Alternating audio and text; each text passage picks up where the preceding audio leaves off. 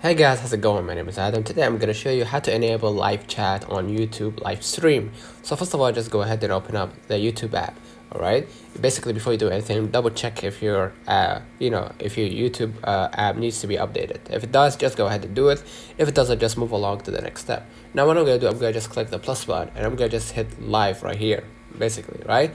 And what you're going to see right here, you're going to see, the screen and everything. So basically what you're gonna do, you're gonna just click right here, the edit, and you're gonna be able, to toggle all go live together and schedule for later, or you can just go ahead to the advanced settings. You can just go ahead right here and you're gonna see the allow chat. So basically you can just toggle this one on, and once you open the live once you open the live stream, you're gonna be able to see the chat enabled, and you're gonna be able to see it. Let me know in the comments if this video helped you. Don't forget to like and subscribe, turn on the notification bell to receive every video we upload. Thank you for watching. See you.